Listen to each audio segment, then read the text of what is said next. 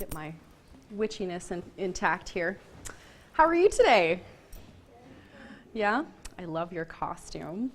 So welcome everyone to the National Museum of the American Indian, and what we are doing today are scary stories, and these are all stories that were told to me by my friends and my family. These are all real stories. None of these are stories that have been made up. These have actually been told to me by people that I know.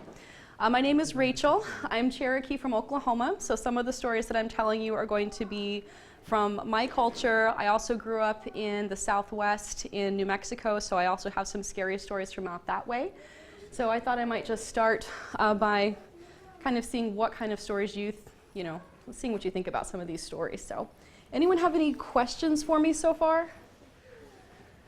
No? All right, we are doing a live webcast, so you might wave to all the folks out there in the interweb. So welcome everybody who's joining us. So the first story that I'd like to tell you is actually a story that was told to me by my grandmother, and this is a story that she experienced when she was a little girl. And a long time ago when she was growing up, you didn't have air conditioning, so in the summertime they took their beds out in the yard and they would sleep outside under the trees in the summertime. So this one day it was really hot, everyone was outside sleeping, and an owl came over towards her grandparents' bed and sat up on the tree and started hooting at them very, very loudly. And it was late, and so her grandpa was trying to sleep and he got really upset at this owl, so he tried to shoo it away. And the owl just kept getting louder and louder and then got down on a lower branch closer to the tree and started hooting again. So he tried again to throw a couple things at it and chase it away, and the owl actually came down and landed right on the edge of the bed and looked at them and then hooted as loud as it could. So at this point my great-granddad, he was pretty upset about this, so he went inside to get his shotgun that was over the door. And the whole time my granny was saying, don't mess with that owl, don't mess with that owl, that's our neighbor, that's Bertha Washington. And he didn't listen to her. He went in there and got that shotgun and he shot that owl.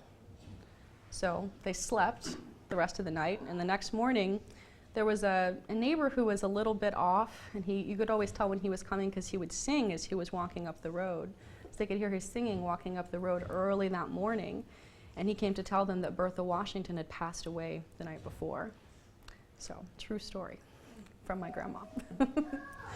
So, any questions about that? Was that scary? It's a bummer. Yeah, it's a bummer. Yeah. Oh, good. I'm glad you thought it was scary. So when we have stories about that in Cherokee country and in a lot of communities, there are certain beings that come out at night.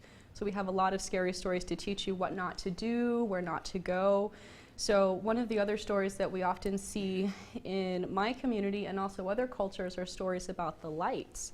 Now, a long time ago, you didn't have electricity, you didn't have cars that would be driving down the roads. So when my grandmother was little, she remembers looking outside and they would just see floating lights that were bobbing through the trees. And my auntie, my great aunt, and my great grandmother would always say to stay away from them because those are spirits that live outside. So you needed to be respectful and give them their space. So no one that I know of ever messed with them. Some other cultures actually do have stories about people trying to catch the lights and bad things happening when you try to catch them. So, but one of the stories that I experienced, that's getting more into stories that I haven't personally experienced or not from someone I directly know, but another story actually comes from my high school. So I went to high school in New Mexico, and it was in the middle of the Pecos National Wilderness. So you have lots of beautiful mesas, lots of beautiful trees, and then a river that ran down through this canyon. And right next to the river there was this old log house that had been built, and when I went to school there, the roof was falling in. This guy actually went up and pulled railroad ties and used those railroad ties to make up part of the side of his house. So this is where Juan Garcia lived. And the story was that Juan Garcia had all of this gold, that he had gone down to the river and panned for gold, and that he had this amazing treasure that he had hidden somewhere in the mesas. So of course a lot of people went out there to try to find this. Well, Juan Garcia was actually killed for his gold and no one ever found it. So security at our school, they actually say still today you can see him walking with his lantern up and down the mesas, still looking for the place that he hid his gold. So that's the story of Juan Garcia, where I went to school. And also at my school, that we say that there were a lot of little spirits and things that would live in that area, because at night you would all of a sudden hear little footprints that would go across the roof. And this is at 10 o'clock, 11 o'clock at night. Everybody's in bed. And then you'd hear it again. And they go the other way. My roommate went to an Indian boarding school in Santa Fe called St. Catherine's. And St. Catherine's is an old Catholic school. And at that school, they actually had some students who had passed away during their time there. So if you were walking out across the courtyard, you would actually see some of these figures, walking with you. So, or you would see them from a distance walking across the courtyard. So, and they said that you could also hear them at night. When they would be in bed, they would all of a sudden hear little feet going down the hallway. So, and another of my friends, he actually went to an Indian boarding school. He went to Sequoia High School, which is in Cherokee country. So in that school, this one's getting really scary. Are you ready for this? Mm-hmm. This is about the elbow lady.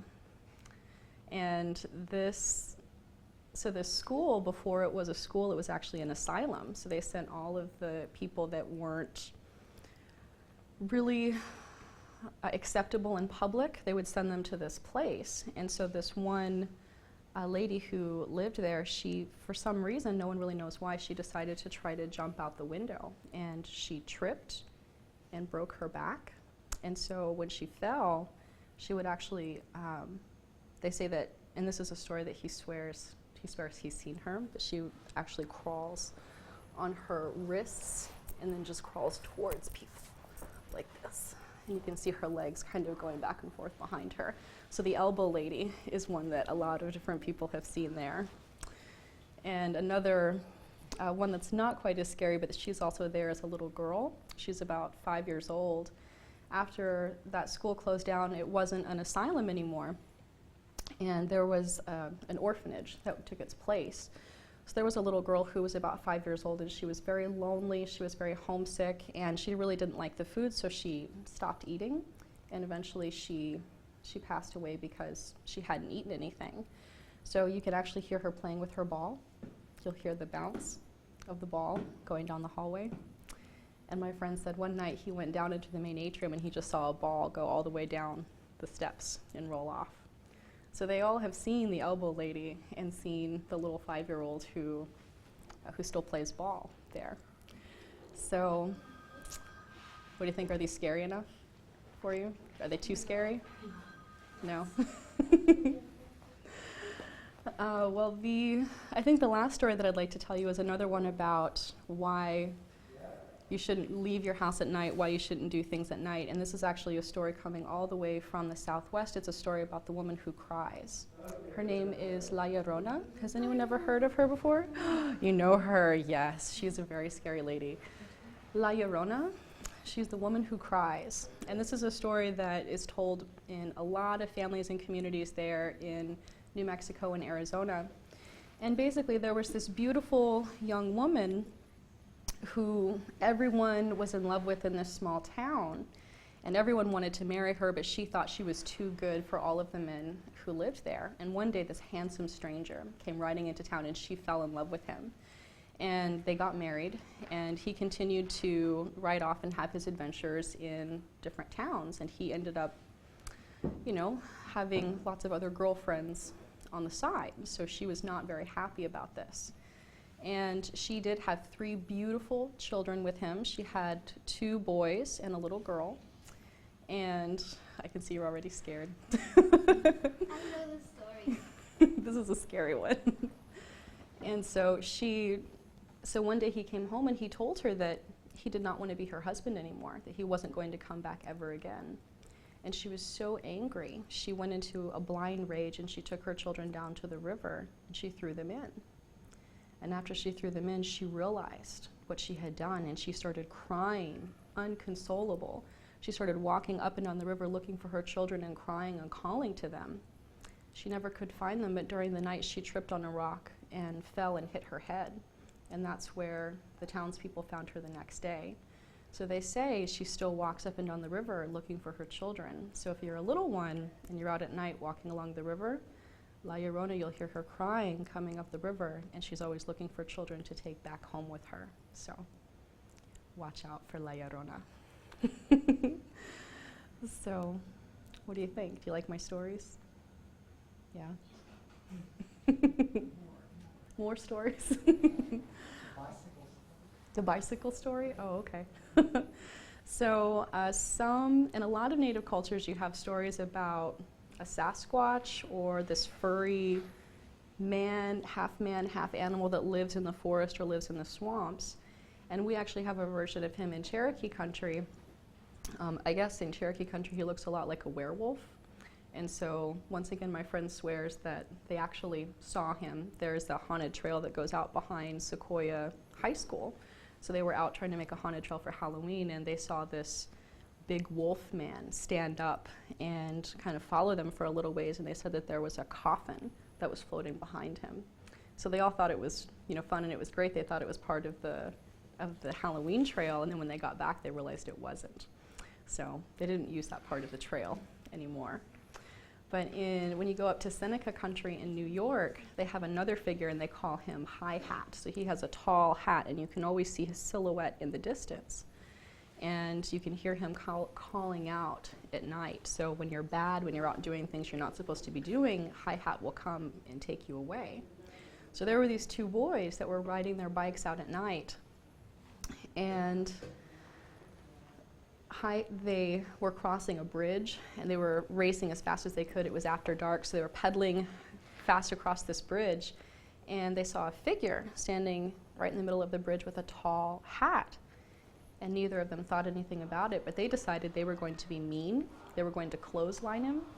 So they connected arms like this, and they pedaled as fast as they could, and their arms went right through him. So they kept pedaling as fast as they could. They kept going on the other side of the bridge. So when they got home, they told all of their relatives. They said, "Oh, we saw High Hat. We saw High Hat." And they said, "Oh, were you out after dark? Were you out doing what you weren't supposed to be doing?" So they told on themselves. But a couple of months later, one of those little boys was out riding his bike at night alone without his friend. And he got to that same bridge, and he saw a figure with a high hat standing on the bridge. And so he thought, oh, he's not going to get me this time. So he starts pedaling as fast as he can. And he builds up speed, gets all the way down to the bridge, and runs right into his uncle. His uncle was not very happy. So yeah, those are some stories from Seneca country. So I'm trying to think of some more scary stories for you. There's lots of little scary stories. And there are some stories that we won't tell, because if you talk about these figures, then they can hear you and they'll come to get you. So when you go down to the Southwest, I won't even say the name of these figures, because I really believe that they will come looking for me if I say their names, so I don't talk about them. In Cherokee, there's a figure called Deer Woman, and she's the same way. If you talk about her, she'll come for you. But she's half woman and half deer. So she's actually used to lure especially young, handsome men out of the community. So there are certain figures that even we don't talk about. So those stories are definitely still around and still out there. And there are other figures that can be good or can be bad. This is a story from my Cherokee friend back in Oklahoma. They were out playing one night, and they were playing Army. He and his brothers were playing Army, and so he had his teddy bear, and his two older brothers were off doing a battle, and all of a sudden they saw this big shoot of fire come out from behind a tree. And so they took off. His oldest brother was the closest one to it, and he took off running as fast as he could. He said, "Fire, fire, fire," and he ran as fast as he could. And he said, "There are little people back there, little tiny people." And so the next day they went out there to go look, and they saw footprints that were this big all around the spot that they saw that fire come up. So that's another story that we have, is the story of little people. And little people can be good or bad. If you're being bad, then they'll take you away. If you're being good, and they've actually helped little children too who are out in the woods. If you get lost, they'll help them find their way home. So they kind of depends on what you're doing. They can be both good or bad. So those are some stories about the little people. Yeah. Is that enough scary stories for you? You want one more really scary one? Yeah? Okay. So this is a story that was told to me by my roommate in high school. And this did not happen to anyone that I know, but as far as I know, it really happened. So, and this is a story about two men who are on their way to town, and they're riding in a wagon. And as they're riding in the wagon, it's getting to be about dusk. The sun is starting to set, probably a little bit darker than it is now. And one of them looks out to the side, and they're riding past some trees, and he sees this figure move from one tree to the next tree. And he pokes his friend. He says, "Hey, did you see that?" And he looks over, and they see that figure, this gray figure, move again from that tree to the next tree, so that it's staying even with them as they make their way along the tree line. So they can see the end of the tree line about 100 feet in front of them, and so they said, well, it'll probably be okay. It's probably just an animal or something like that. So they keep going, and this gray figure keeps following them. And they get to the end of the tree line, and they don't see anything come out. So they have big draft horses that are pulling their cart, so they can't go that fast, but they kind of, use the reins to make the horses do a little bit of a trot. They're going a little bit faster, and they look back and they still don't see anything. And then all of a sudden, one of them looks back and they see this gray, she almost looks like a woman, and she has long hair that comes down over her face like this, and she has long nails, and she actually starts galloping towards them. And she gets closer and closer, and so they're trying to make the horses go faster and faster, and they look back and she's getting closer and closer, and then she jumps onto the cart and grabs the guy that's driving and sinks her teeth into the side of him and holds on. And his friend is just like, he gets really scared, and he jumps out of the wagon and runs as fast as he can for the next, there's a little shack that's off to the side, so he runs inside and he shuts the door. And he doesn't know what to do. He's sitting there, and he's like, oh, please let me get out of this. I don't know what that was. I'm so sorry. Please let me get out of this. And all of a sudden, he hears the rattling at the door. So he hides in the corner, and he kind of pulls his coat over his head, and he hears the sounds of the door. And finally, the door bursts open, and there's that gray figure. And she comes in to the room, and she looks at him. And then she grabs him. And that's the end of the story. Oh, so did you like my scary stories for Halloween? Yeah. Well, thank you all so much. I hope that there's some nice tricks, a little bit of scare before you go out tonight, so stay with your parents. You don't want anyone to get you or take you away, so we definitely want you to be nice and safe. And I hope that you all have a happy Halloween. Thank you. Happy Halloween. Thank you. Happy Halloween. Thank you.